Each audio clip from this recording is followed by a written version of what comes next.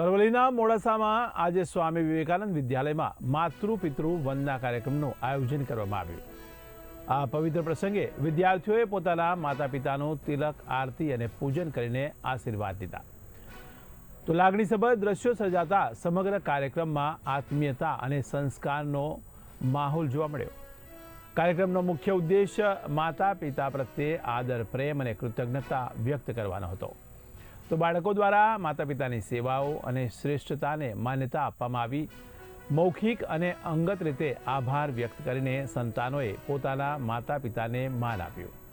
તો વિધિપૂર્વક પૂજન સાથે માતા પિતાને સન્માન આપવામાં આવ્યું. આ પ્રસંગે પરિવારના બંધનને મજબૂત બનાવવાનો સંદેશ પણ આપવામાં આવ્યો.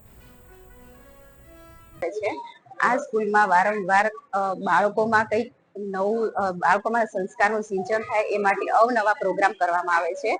આ પહેલા પણ સૂર્ય નમસ્કારનું મહત્વ અને સૂર્ય નમસ્કાર કરવામાં આવ્યા હતા, એટલે બાળકો કંઈક ને કંઈક નવું શીખતા રહે છે. આજે છે 14 ફેબ્રુઆરી, આજે માતૃ પિતૃ વંદન દિવસ છે, એટલે બાળકોમાં પણ કંઈક નવું માતા પિતા વિશે, બાળકો માતા પિતાનું મહત્વ જાણે, માતા પિતાને વંદન કરે એ માટે આ દિવસ ઉજવવામાં આવે છે. માતા પિતાનું મહત્વ શું છે જીવનમાં, અત્યારે બાળકોને કંઈક આપણે સમજાવીએ તો સમજે છે.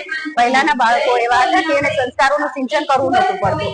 ઘરમાંથી જે સમગ્ર દેશની અંદર 14મી ફેબ્રુઆરીએ માતૃ પિતૃ પૂજન દિવસની ઉજવણી કરવામાં આવે છે, ત્યારે અમારી અરવલ્લી જિલ્લામાં મોડાસામાં આવેલી સ્વામી વિવેકાનંદ વિદ્યાલય, જે હાલ પ્લે ગ્રુપથી ધોરણ 8 સુધી કાર્યરત છે, એમાં આજના દિવસે વિશેષ કાર્યક્રમ રાખવામાં આવ્યો છે. બાળકોના માતા પિતાની શાળામાં બોલાવવામાં આવે છે.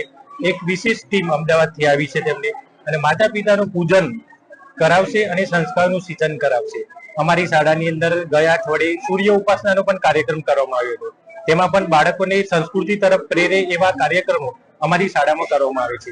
આ ઉપરાંત ગીતા અધ્યયન, વિવિધ ભારતીય સંસ્કૃતિના બાળકોમાં સારા સંસ્કાર આવે એ માટેના એક ઉદ્દેશ